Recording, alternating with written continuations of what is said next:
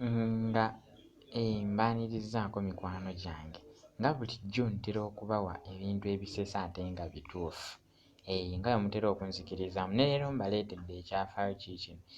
Ekyafaayo kya leero kigenda kusibuka mu ggwanga lya America mu kibuga kye bayita New York.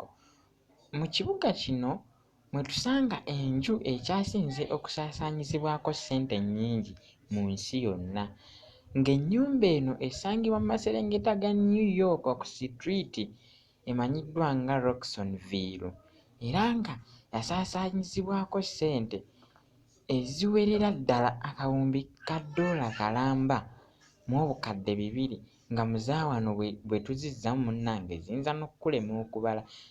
Ng'ennyumba eno oluggi lwayo lwokka lwasaasaanyizibwako obukadde 250 obwa ddoola, wabula nga singa ogigeraageranya na wano oluggi lwokka lusobola kumpi okubulako okuzimba ekibuga Kampala kiramba.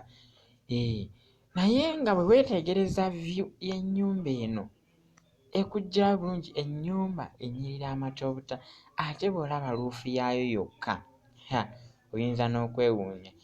Baagitadde kkatale naye wabula wakyabuzeeyo omuntu yenna asobola oggigula, kubanga kizibu nnyo mu biseera bino omuntu okwevaamu mu ssente ezo n'agula ennyumba efaanaganako bw'etyo. Ennyumba eno bw'oba oyingira munda, lwakuba wano we naddamu nja bbalaga munda waayo bw'efaanana. Bw'oba oyingira munda osooka n'oyita ku madaala agawundibwa obulungi mu golodi, era nga n'ettaka eryagizimba oliraba ng'ettaka naye muganda wange si ttaka. Ekyo kya bugagga ekiva ku jjinja, eyo nfuufu bagiyita gold dust. Muganda wange ye yazimba ennyumba eyo.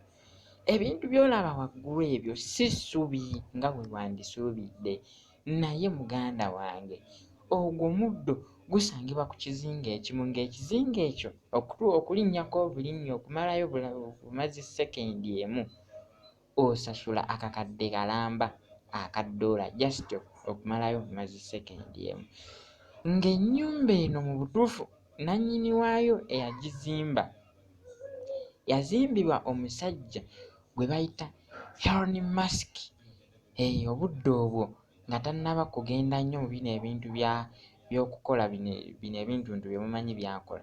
Elon Musk oyo simumanyi nnyo, naye nga yateeberezebwa okubanga yazimba ennyumba eno n'agisaasaanyizaako ssente ezo zonna, era nga obudde buno ye musajja omu ku bakyasinze obugagga mu nsi yonna. Wabula ng'ali mugagga nnyo, naye ebintu by'asaasaanyiza mu nnyumba eno byamukkiriza nnyo, era kati asazeewo agitunde asobole okuzimba ekibuga ekiramba ku Planet Mars. Bannange bamikwano, mweraba, ngenda kudda n'ekyafaayo ekirala. Bye bye.